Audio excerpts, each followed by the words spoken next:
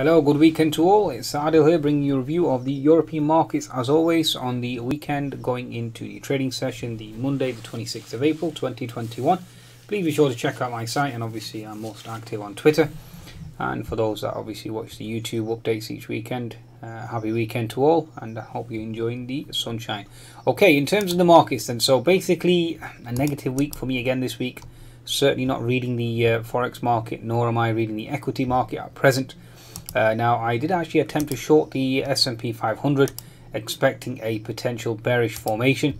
I know I'm starting off with the US markets here, but I do think that it's absolutely instrumental in terms of the next potential move in Europe. If US markets obviously continue higher, European markets can potentially follow suit. Now, we did have this bearish engulfing candle in the back of obviously the crypto sell-off.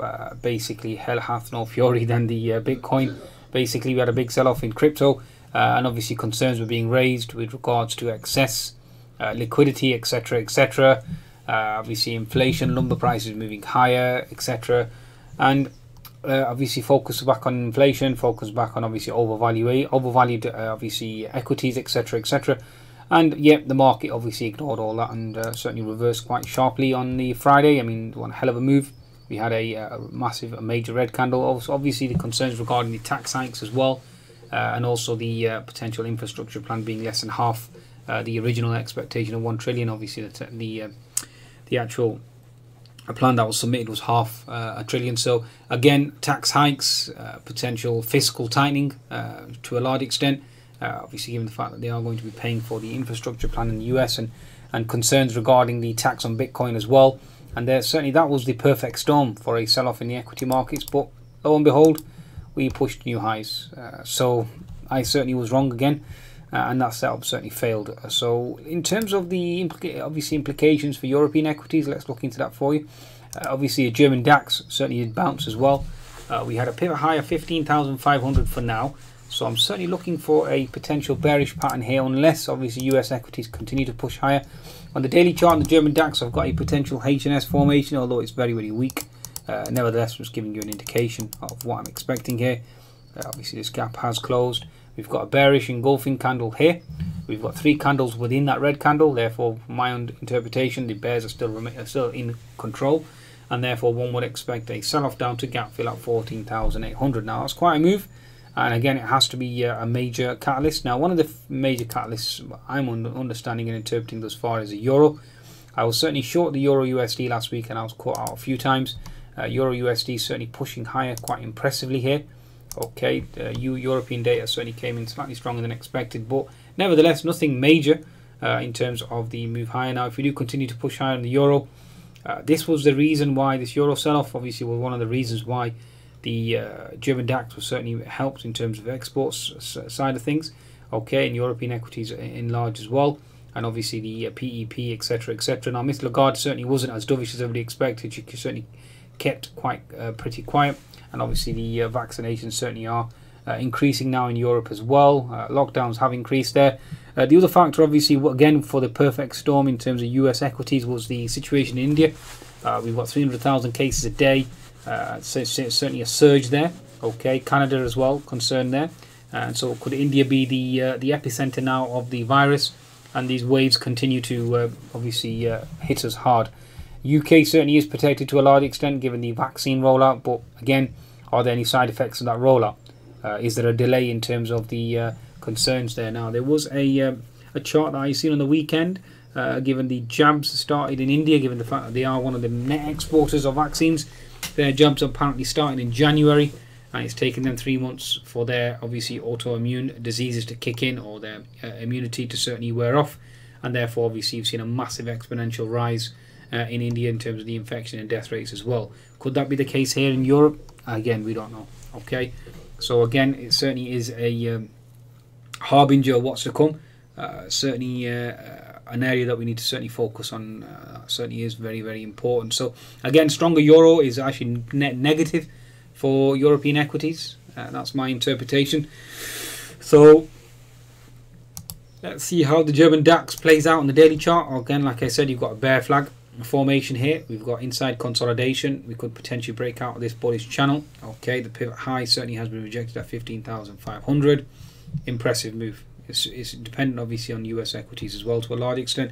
I was very baffled with the move on Friday, given the fact that you've got tax hikes, cryptos being targeted as well, obviously a reduction in terms of the infrastructure plan, and yet equities still continue to smash higher. Truly phenomenal, truly phenomenal. But nevertheless, that's the market. Stop losses are in, obviously emotions are out. Okay, daily chart again, French CAC, again bearish engulfing candle. The gap above hasn't closed, and therefore looking for a bear flag formation on the way down. Okay, in terms of the French CACs. In terms of the European Euro stocks, okay, give you an insight here in terms of the daily chart. Again, bear flag, although this is slightly more bullish from the other two indices. Okay, 60-minute chart here as well. We've got a gap fill around the 4020. Watch out there. The pivot low from what we've hit here was 3935. Quite an impressive thrust on the Euro stocks as well. So again, looking for weakness here. We've got gap fill at 4020. Stop loss, if I would.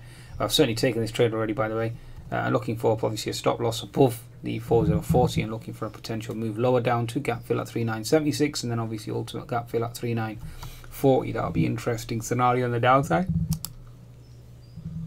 Okay, in terms of cross-referencing those indices, let's just quickly give you a chart of the MDAX 50. MDAX 50 certainly double top resistance, certainly hasn't pushed to a new high, so watch out for that MDAX 50 in terms of the German DAX next movement there. Let's bring up the Euro Stoxx 600 as well. So again, this remains bearish, bear flag, looking for a potential thrust that will move low on the back of a stronger euro. CAC mid and small, again weekly chart is into resistance. European equities, from my interpretation, certainly are weak. Now let's look at the FTSE 100. Okay, so FTSE 100, the 10-minute chart flushed lower. Okay, gap fill was eventually reached on the back of obviously US equities ripping higher. We had a pivot low around the 6890 zone on the FTSE. We closed the gap below, and then obviously we closed the gap above at the resistance at 6940.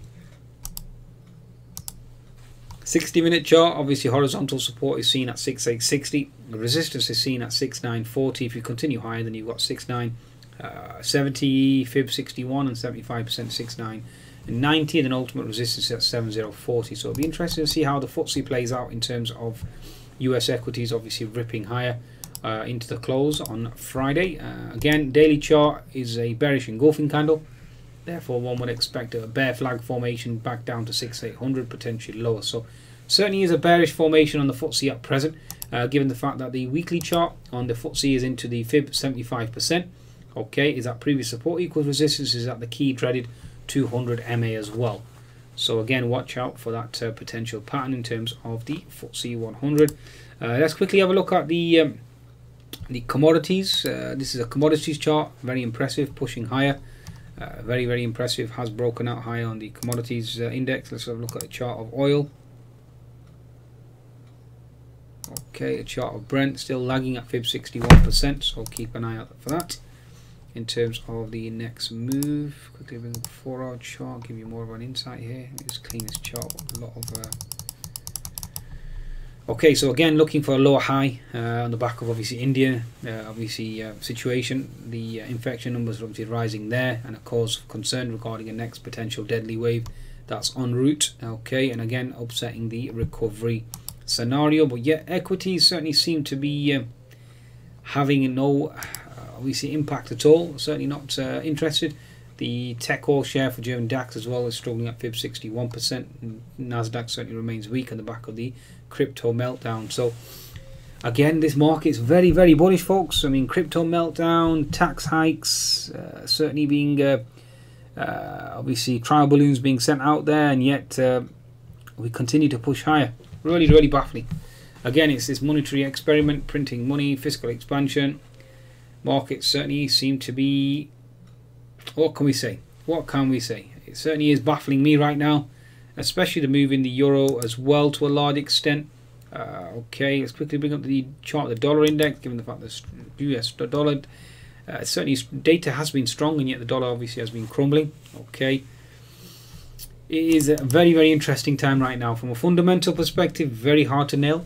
From a technical perspective, obviously one would presume we just continue to march higher, given the fact that everybody seems to be buying the dip. But European equities and UK equities are one that I would be very cautious on the bullish side. In terms of US equities, It really is a one-way trade, folks. That's all I can say at present. It's very, very hard to nail a potential bearish pattern or a bearish top, given the fact that so many of those equities obviously are breaking to new, or have already broken out to new all-time highs, except the Nasdaq, and obviously S&P now is currently lingering with that potential pivot high. It'll be interesting to see if US equities continue to push higher on Monday. European equities may well follow suit, but any bearish, obviously further bearish news, headlines, we certainly as party could come crashing down. Okay, but nevertheless, let's take each day as it comes, and stop losses are in. Goodbye now.